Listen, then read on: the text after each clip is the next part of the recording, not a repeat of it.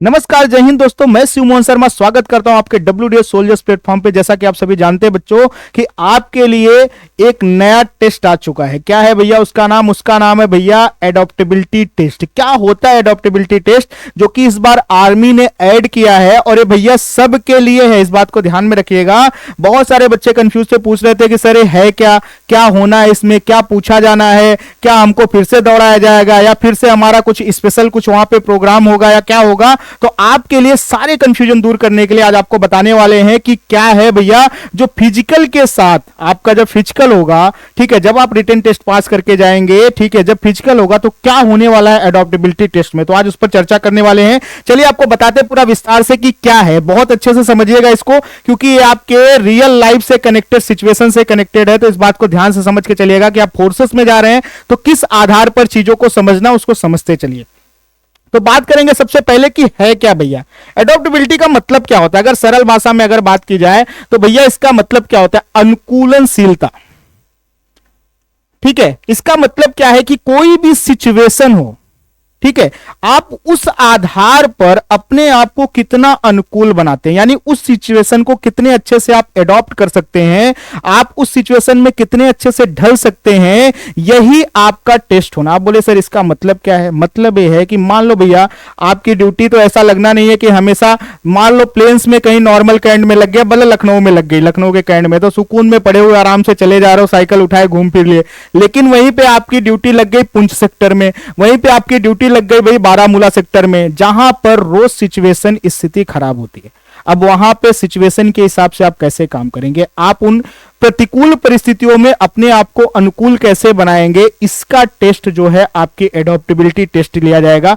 आपको भैया काराकोरम भेजा जाएगा तो आप किस आधार पर सिचुएशन को हैंडल करेंगे, या आपको उस इंडो तिब्बतियन बॉर्डर पे या इंडो नेपाल बॉर्डर पे या आपको इंडो पाक बॉर्डर पे या इंडो बांग्लादेश बॉर्डर पे रखा जाएगा, तो आप किस आधार पर उस सिचुएशन को हैंडल करेंगे, इसकी अनुकूलनशीलता देखी जाएगी। आप कितना प्रतिकूल परिस्थितियों में कितना अनुकूल व्यवहार करते हैं, यही आपके एडॉप्टेबिलिटी टेस्ट से है। और इसी को समझाने के लिए आपको क्या क्या शामिल है इसमें आपको बताते चलेंगे। तो सबसे पहले आपका होने वाला क्या भैया, जिसको कहा जाता है SRT, यानी सिचुएशन रिएक्शन टेस्ट। क्या होता है SRT? SRT का देखो बहुत सिंपल सा मतलब है, आपको जैसे नाम से ही समझ में आ रहा होगा कि जैसी सिचुएशन आपको उसी आधार पर रिएक्ट करना है। कैसे रिएक्ट करना है कि आपको बताया जाएगा कि यह परीक्षण किसी आवेदक की कम समय में यानी बहुत ही कम समय में कोई आपदा आ गई या अप्रत्याशित स्थिति आ गई, और ऐसे जटिल समस्या घटनाओं को संभालने में आप कैसी क्षमता बनाते हैं, किस आधार पर रिएक्ट करते हैं, यही आपका SRT होता है। मान लो एग्जाम्पल के तौर पर अभी इस समय करंट में क्या चल रहा है मसला, बहुत सारे जगहों पे जंगल की आग लग रही, बहुत सारे जगहों पर क्या हो रहा है, बाढ़ की स्थिति बन रही है। अब ऐसी सिचुएशन में क्या होता है, जब आपके NDRF चीजों को नहीं संभाल पाती तो वहां पर फोर्सेस भी लगती है, आपने देखा होगा। अब आपको लग गया भैया कि आप किसी क्षेत्र में, मान लीजिए किसी झेलम वाली नदी के किनारे बाढ़ आई झेलम में, और आप खड़े हैं वहां पे और आपको दिख रहा है यार कि कुछ बच्चे फंसे हुए हैं। अब आप कितना क्विक डिसीजन लेकर कितनी जल्दी उस चीज को, उनको वहां से बाहर निकाल सकते हैं, बचा सकते हो, वो भी ऐसे जिससे आपकी सेना के जवानों का भी नुकसान ना हो, यही एडॉप्टेबिलिटी कहलाती है। और यही आपको अलग अलग सिचुएशन देके बताया जाएगा। जैसे कि बात करें कि इसमें होना क्या क्या है, ठीक है, तो आपके बात करें साइकोलॉजिकल टेस्ट क्या है भाई, साइकोलॉजिस्ट बैठेंगे, चेक करेंगे कि आप किसी सिचुएशन में कैसे हैंडल करते हो सिचुएशन को और कैसे काम करते हो। तो इस आधार पर क्या क्या आपको देखने वाले हैं, आपके अंदर कौन कौन सी चीजें समझने वाले हैं और आपको कैसे अपने आप को चीजें प्रदर्शित करनी है। ठीक है, तो आपको एक चीज याद रखना है। पहली चीज तो मैं आपको बता दूं कि जब आप इस टेस्ट के लिए जाएंगे तो आपको क्या करना है, आपको भैया अपना मोबाइल लेकर जाना है। ये तो एकदम ध्यान से समझ लीजिए कि आपको मोबाइल लेकर जाना है। पहली चीज, मोबाइल के साथ साथ आपको क्या होना चाहिए, आपका डेटा पैक होना चाहिए। क्लियर लिखा हुआ है कि आपका डेटा पैक होना चाहिए, यानी कि इंटरनेट सर्विसेज एक्टिव होनी चाहिए। ये ध्यान रखना एकदम परफेक्टली। जो भी जाएगा टेने के लिए, रिटर्न के बाद, फिजिकल के बाद ये होगा, तो आपका डेटा पैक के साथ आपका मोबाइल होना चाहिए। क्यों? क्योंकि शायद से उसी पर लिंक आएगा जो आपका MCQ क्वेश्चन आएंगे, जो आपको टेस्ट कराया जाएगा अलग अलग सिचुएशन। अभी आपको क्वेश्चन भी बताएंगे कैसे होगा। ठीक है, तो इस आधार पर आपको क्या क्या होना है उसको समझ लेते हैं। अब एक एक चीज समझते चलते हैं। पहले क्या आएगा इसको ध्यान से समझिए। ठीक है, पहले आपका टेस्ट होगा भैया कॉमन सेंस। बोले सर कॉमन सेंस तो बहुत है हमारे पास, पूरा गांव हमसे चिढ़ा हुआ है ना। समझबूझ कैसे टेस्ट होती है? मान लो आप रास्ते में जा रहे हो, आप भाई आर्मी के जवान हो, ऑब्वियस है कि अंदर से आपको बहुत सारी अच्छी चीजों की ट्रेनिंग दी गई है। अब ऐसे में मान लीजिए कोई 4 लड़के मिलकर एक लड़की को छेड़ रहे हैं, आप 2 से 3 जवान जा रहे हो, अब ऐसे में आप कौन सी समझबूझ का प्रदर्शन करोगे? अब AK-47 उठा के डायरेक्ट गोली तो नहीं मार दोगे। अब ऐसे में उस सिचुएशन को आपको कैसे हैंडल करना है कि भाई जाके समझाना है उनको कि इस तरह की हरकतें करना सही नहीं, या उनको रोककर पुलिस बुला के आप उनको पुलिस के साथ हैंडओवर करेंगे। एक कॉमन सेंस आपका कि हर सिचुएशन में चीजों को समझ के चलना, डायरेक्टली एक्शन मोड में ही नहीं रहना, ठीक है। कॉमन सेंस बहुत जरूरी है। उसके बाद क्या आएगा? रीजनिंग एबिलिटी चेक होगी कि भाई कि आपकी तर्क करने की क्षमता कैसी है। तर्क करने की क्षमता का मतलब ये तो नहीं होता कि आप हर किसी से बातों में भिड़ जाओ कि नहीं नहीं मैं अपनी ही बात मनवाऊंगा। तर्क करने की क्षमता का बेसिक मतलब क्या? तर्क करने की क्षमता का बेसिक मतलब है कि जब कोई बात हो रही है, ऐसे में आप ऐसे तर्क रखिए जिससे क्या हो कि सिचुएशन अच्छे से हैंडल हो जाए। कुतर्क करने की बजाय सही तरीके से चीजों को समझाने की कोशिश करिए, जहां पर झगड़ा बढ़ने की जगह झगड़ा शांत हो। कहने का मतलब सिंपल सा है। तीसरी जो चीज आपकी देखी जाएगी कि मैच्योरिटी लेवल, आपकी परिपक्वता। समझदार इंसान क्या होता है? समझदार इंसान का मतलब क्या होता है? अपने घर में अपने फादर को देखिए, अपने घर में अपनी मदर को देखिए, पापा मम्मी को देखिए। घर में कैसी भी सिचुएशन हो जाए, आप देखिए फादर उसको इतनी आसानी से हैंडल, हमें लगता है कि बड़ी आसानी से चीजें हो गई कि आज मैंने पापा को बोला था कि पापा मुझे 25,000 का मोबाइल चाहिए, पापा आके शाम को दे दिए। वो पापा का दिल जानता है कि पापा ने उसको कितने अच्छे से, कैसे कहां कहां दिल लगाया और कैसे कैसे मेहनत की, कहां कहां से उसको लेके आए। अब उस चीज को समझने के लिए आपको क्या करना? वो समझदार इंसान, उनको मालूम है कि आपसे दुखड़ा रोकर कोई फायदा नहीं है, चीजों को वो अपने हिसाब से हैंडल करेंगे, आपको उसकी आवश्यकता, आपकी आवश्यकता है पूरी करेंगे। ये मैच्योरिटी दर्शाती है कि आप किस सिचुएशन में कितने मैच्योर रहते हो, कैसे प्रदर्शन करते हो। मान लीजिए आपका कहीं पे, मान लीजिए नेपाल के बॉर्डर पे, हमारी नेपाल से थोड़ी दोस्ती अच्छी है, नेपाल वाले बॉर्डर पे हम ज्यादा झगड़ा लड़ाई नहीं करते। बांग्लादेश के बॉर्डर पे भी अलाउ नहीं है आपको, ठीक है, गोली चलाना अलाउ नहीं है। रहते BSF रहती है, ऐसा कोई दिक्कत नहीं है, लेकिन गोली चलाना अलाउ नहीं, हमारा समझौता हुआ है। ऐसे में क्या माहौल होगा? ऐसे में मान लीजिए कुछ ऐसी सिचुएशन पड़ जाए आपके, मान लीजिए कहीं पे कहीं तस्करी वाला मामला बहुत है नेपाल में, अब आप ऐसे में कैसे एक्शन लेंगे, कैसे मैच्योरिटी दिखाएंगे? जब आप बॉर्डर पर ऐसे लोगों को पकड़ेंगे तो किस आधार पर एक्शन लेंगे? कुछ ऐसी सिचुएशन नहीं क्रिएट करेंगे जिससे दोनों देशों के रिश्ते खराब हो जाए। ये आपकी मैच्योरिटी दर्शाएगी। इसी के बाद आता है आपका जनरल बिहेवियर, सामान्य व्यवहार। सामान्य व्यवहार का आपको एक कॉमन फंडा बताता हूं। गांवों में क्या होता है? गांव में अक्सर एक खास बात होती है। मान लीजिए गांव का अपना एक एटीट्यूड है, आपके पास 20 बीघे खेत है, आप गांव में किसी को भाव नहीं दे रहे हो। 25 बीघे खेत है, बोले प्रधान जी होंगे, अपने घर के होंगे, उनसे ज्यादा पैसा मेरे पास है।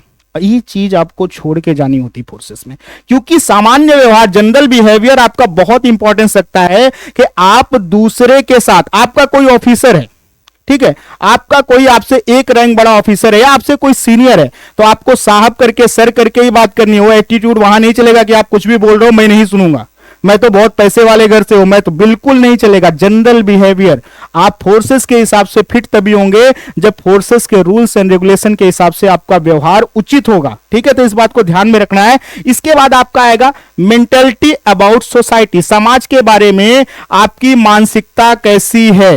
देखो ये आज के डेट में आप बहुत अच्छे समझो। एग्जाम्पल बताता हूं, हिंदू मुस्लिम बहुत चल रहा है, फोर्सेस में दोनों हैं, अलग अलग कास्ट के लोग हैं, जाति व्यवस्था हमारे भारत में बहुत चलती है, अलग अलग कास्ट के लोग भी हैं।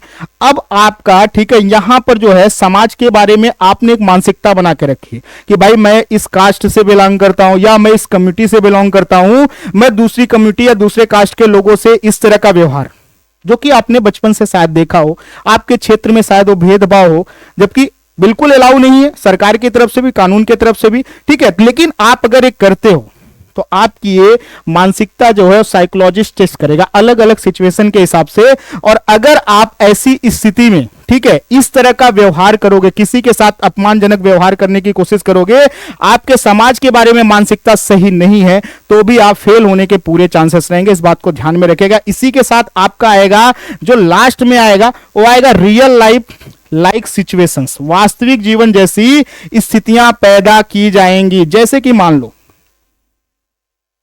बॉर्डर पर भाई हालात हमेशा अच्छे नहीं होते, कभी कभार बहुत सिचुएशन खराब हो जाती। आप इंडो चाइना बॉर्डर पे पोस्टेड हो, सिंपल सा एग्जांपल लेते हैं, इंडो चाइना बॉर्डर पे हाथापाई बहुत होती है। आप देखिए गलवान घाटी में हमारे सैनिक मारे गए थे।